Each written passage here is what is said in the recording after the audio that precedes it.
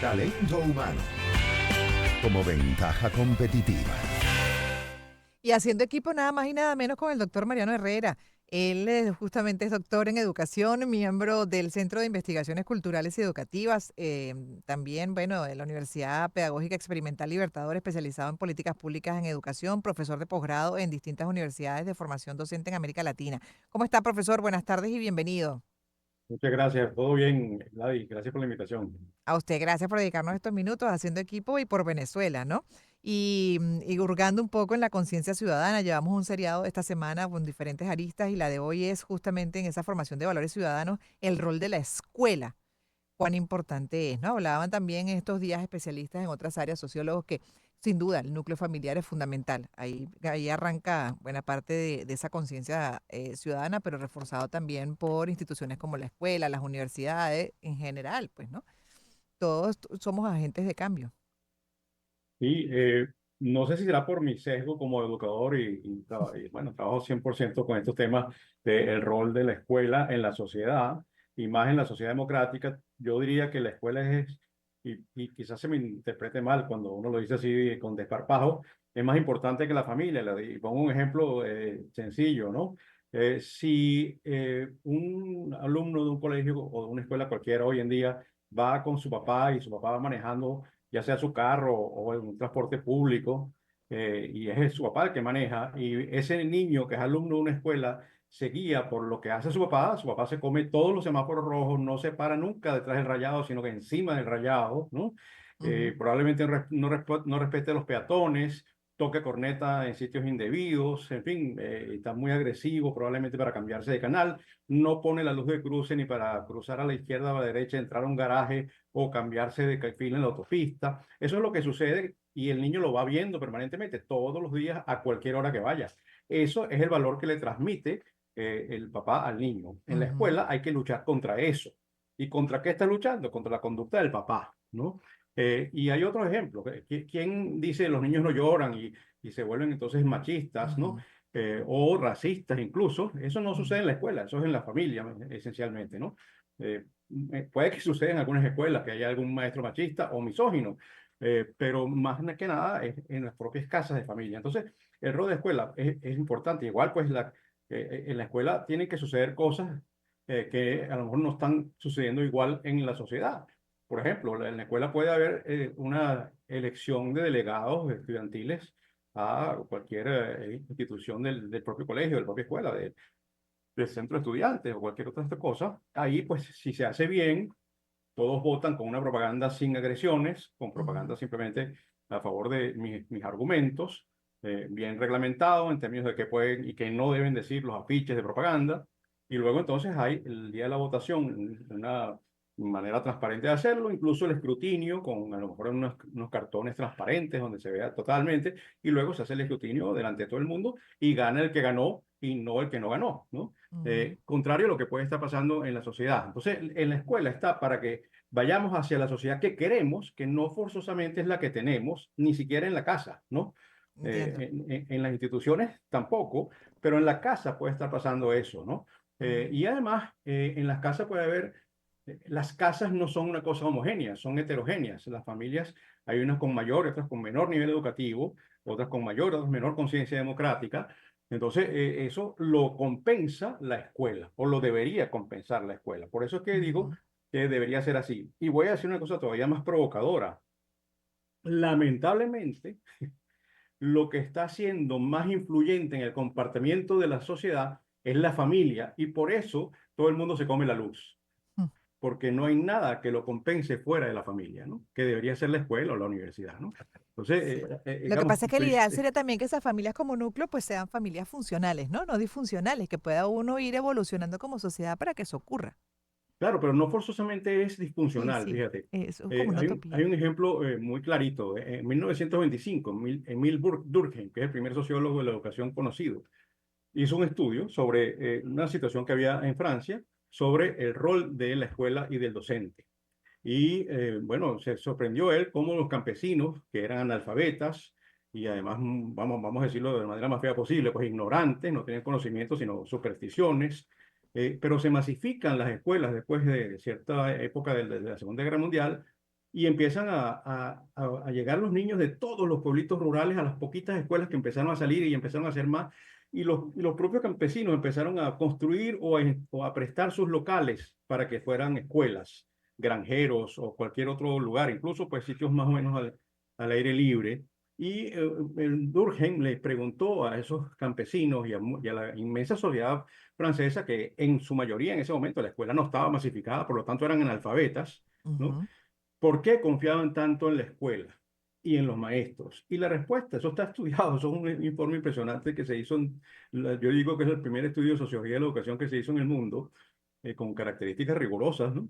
La respuesta de las familias muy pobres repito, con cero nivel educativo, era porque nosotros no queremos que nuestros hijos se parezcan a nosotros, es decir, que Ujú. sean ignorantes, incivilizados. O sea, estoy siendo muy provocador con lo que estoy diciendo, ¿no? No, Pero pero sí, además sí, eso es sí, un patrón que se sigue repitiendo, eso es parte de un patrón porque además uno tiene testimonios cercanos de personas que no han tenido, ¿no? Esas posibilidades, exactamente. que están en Y una además, condición de vulnerabilidad y te dicen, yo no quiero que mis hijos tengan la misma condición que yo. Y sí, más bien entonces insisten sí, todavía con mucho más rigor es- en la formación académica desde el colegio. exactamente. Y por otro lado está lo que dije antes, pues en la familia puede haber alguien o quizás quien domine en la transmisión de valores racista o misógino, ¿no? Claro. Y en la escuela eso no Sí, sí. puede tolerarse y al contrario, tiene que haber lo contrario, ¿no? Y lo mismo Ujú. con la honestidad, con la responsabilidad y con los derechos y deberes. Por ejemplo, hay un tema que es muy populista y demagógico, que es que de lo único que se habla es de los derechos de las personas. Pero resulta que el ciudadano lo que más tiene que tener es deberes, Lo tiene tocamos que hace unos cumplir. días, sí.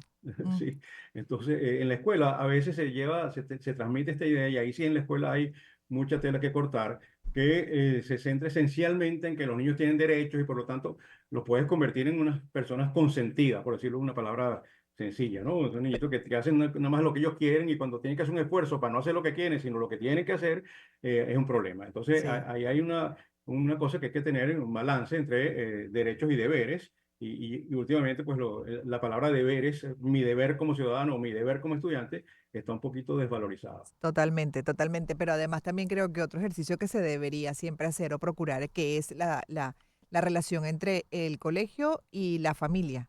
Mantener Sí, ese vínculo también, ¿no? Para esa conciencia ciudadana. Creo que es importante. Incluso a veces los hijos terminan muchas veces en esa educación que reciben, pues reeducando a los padres. totalmente, totalmente. Eso debería ser el caso ideal, ¿no? O sea, porque lo que hace que se transforme la sociedad no es la parte conservadora que queda en la familia. Eso trata de conservar las cosas como son, con Mm, el papá es el que manda, la mamá se calla, los niños no mm, lloran, la niñita friega. Eso es lo que está en la familia. Y en la sociedad está lo otro. Y también hay la ignorancia, por ejemplo. Puede que haya sitios en donde no se sepa que el agua estancada genera mosquitos y esos mosquitos transmiten paludismo. Y entonces, bueno, yo he visto experiencias extraordinarias de escuelas en donde pasa eso que tú acabas de decir. Los niños salen a su comunidad y son ellos los que forman a los adultos. Mira, este charquito está lleno de agua estancada. Esa agua estancada, si la dejas mucho tiempo, en un caucho, qué sé yo, cualquier cosa, ¿no? Va a acumular larvas de mosquitos. Eso después se convierte en malaria, en paludismo. sí. Entonces, vamos a tratar, y son los niños los que le dicen esto a sus padres, esto y muchas otras cosas. Estoy dando un ejemplo muy sencillo con el Ujú. paludismo, que es una cosa que en este momento en Venezuela está siendo muy fuerte, ¿no? Sí, y de hecho también lo otro que es un desafío constante, no solamente en situaciones como la de Venezuela y otros países, por ejemplo, en vías de desarrollo, sino también incluso de países desarrollados, que es ver cómo das un paso, ¿no? Más en la Sí, formación académica, claro, justamente te adaptas a los nuevos tiempos, incluyes así es. además conceptos como el de la inteligencia no solamente académica, o sea, todo lo que es el tema cognitivo, sino también el tema emocional, la Sí, inteligencia emocional, valores como la empatía claro. para tener o lograr sociedades mucho más, ¿no? Armónicas Sí, y la democracia funcionales. que la escuela haga eso, porque nosotros, se necesita, toda sociedad necesita transformarse en función de los avances que tiene tanto la democracia como la tecnología, como el Todo. conocimiento y las formas de aprender y las formas de integrarse, ¿no? Entonces hay toda una serie de cosas que le dan un rol a la escuela muy preponderante.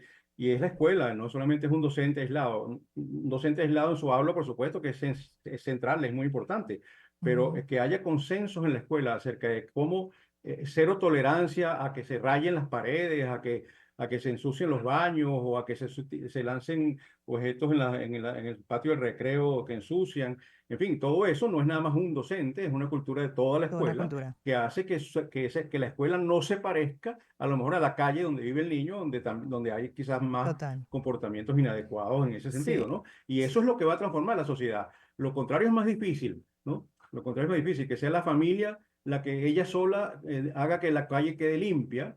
A lo mejor la familia sola hace una campaña, pero no forzosamente va a tener el liderazgo necesario. Pero si ese niño, cuando se gradúa de bachiller, ya él tiene un comportamiento en donde no tolera a la sociedad y tiene costumbres higiénicas, él ya se cambió a sí mismo y va a cambiar a su Claro, propia familia. Y esa es la familia que va a constituir la sociedad claro. de ese niño egresado de bachillerato o de la universidad, ¿no? Pero tocó otro tema importante de la universidad, lo que nos queda es poco, pero me parece interesante también abordar ese espacio, ¿no? Tan importante donde comienza también a trabajarse el pensamiento crítico.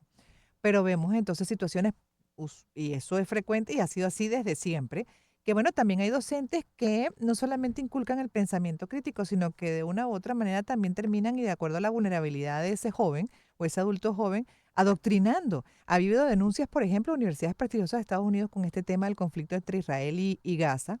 Bueno, han denunciado incluso de posturas antisemitas. Entonces, a mí eso me parece muy peligroso, ¿no? Y así, bueno, hay cantidad de historias, igual, caso contrario, que toca mirar con cuidado. Claro, pero ahí se confunde pensamiento crítico con crítica a cierta parte de la sociedad. Es decir, el Islam critica el catolicismo y lo Ujú, condena, el catolicismo critica el Islam y lo condena.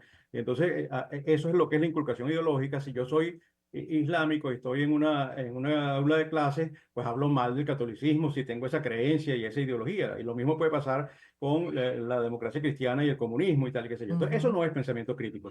El ujú, pensamiento crítico no es criticar a la sociedad a la que pertenece ni a la religión del otro, es criticarse a sí mismo, es dudar de lo que uno cree, es dudar ujú. de lo que uno piensa, es pensar que puede haber errores. Yo siempre lo pongo, lamentablemente este ejemplo a veces atenta contra que la gente me quiera, pero lo pongo así, o sea, la ciencia tiene un elemento, exactamente la antítesis que las ideologías dogmáticas y que por supuesto la religión, que es por un lado verificable, ¿eh? Y por otro lado refutable. Y eso es Exacto. lo que es el pensamiento crítico. El pensamiento crítico es el que dice, bueno, yo antes de creerme algo, voy a verificar que sea verdad.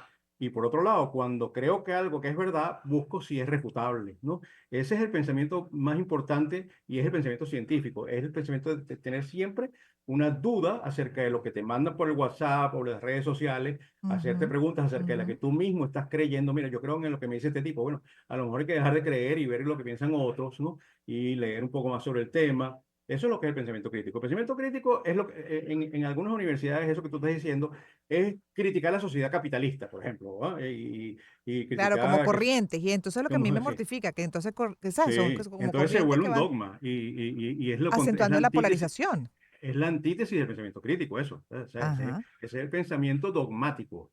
El dogma es lo contrario de la crítica, ¿no? Entonces, el dogma hoy en día en Venezuela, y desde hace muchos años, puede ser preponderante en algunas aulas de clase, no solamente universitarias, de educación de adultos y de otras cosas, ¿no? Entonces, ese es el En tema. general, Sí, además, en el sí. mundo, porque lo vemos, o sea, como En el denuncias, mundo, por sí, ejemplo, de sí, acuerdo a los diferentes conflictos que tenemos, pero al final de cuentas todo eso, esa sí, posición dogmática termina acentuando, profundizando sí. la polarización que sabemos produce, genera mucho daño, ¿no? En el avance se Claro. suponen de incluso hasta de políticas públicas eficientes para el bienestar general. Sí, y además eso tiene muchísimo arraigo, se queda pegado en los jóvenes que están en Total. búsqueda de una orientación, de algo en lo que quieren creer, de un sentido para la vida. Entonces, si alguien los agarra con una ideología muy convincente y con unos argumentos que a veces son válidos, mira, hay que cambiar las desigualdades y las injusticias que hay en el mundo, que son válidos, ¿no? Pero el camino que se selecciona para eso es un camino muy dogmático, sin analizar consecuencias que ya ese dogma en el que tú crees fue probado y no Demostró. funcionó en muchos sentidos, no solamente en el sentido ideológico, también en el sentido religioso, pero se ha probado muchas Todo. cosas que terminan haciendo de daño a la mentalidad, porque esa mentalidad a su vez hace daño a otros seres humanos, ¿no? Sí, bueno, dicen que es esa frase como siempre se utiliza, que ya es popular, de que es el menos común de los sentidos, el sentido común. Yo asocio el pensamiento crítico con sentido común, doctor. profesor, porque es que es algo como lógico. Tú dices, tú me está llegando, pero ¿qué dice tu sentido común? ¿Esto te parece lógico, válido? Mejor ve más allá, averigua, a ver Sí, si realmente claro. es así o está detrás una manipulación, un interés oculto. Esto verdaderamente favorece si es que tu propósito además, ¿no? Es que tus acciones no solamente te generen bienestar a ti, sino también bienestar general, por el bien de todo Claro, el mundo, digo yo. el sentido común en sentido de lógica. Bueno, es lógico que tú busques el bienestar, es lógico que tú busques que el que está mal mejore, eso es lógico, ¿no? Ujú, Pero a ujú, veces la solución de los problemas no es tan sentido común, sino más bien mm, antiintuitivo, ¿no? Es decir, tú tienes que solucionar un problema de superación de la pobreza, por ejemplo, y ujú, no forzosamente la solución de la pobreza es que en una familia pobre emerja uno de los hijos que surge y sale como ingeniero y luego y termina con tremendo sueldo, pero ese sueldo se diluye en 50 miembros de la familia y entonces no, tampoco sale de claro, la pobreza ni él ni exacto. ninguno, ¿no? Entonces es antiintuitivo. La intuición es que él ayude a toda la familia, pero al hacerlo, los beneficios que puede tener para su familia cercana, que son sus hijos y su esposa, se pierden Se por pierden. ese exceso de solidaridad. Piensa que estoy diciendo cosas muy provocadoras, No, me pero encanta, me ha encantado. Yo creo que la audiencia también. Yo feliz de haber conversado con usted, doctor. Qué lujo, me encantó. Esto tuvo una clase magistral. He aprendido mucho de usted y espero que también quienes lo han escuchado, a Mariano Herrera, que es doctor en A educación. continuación, programa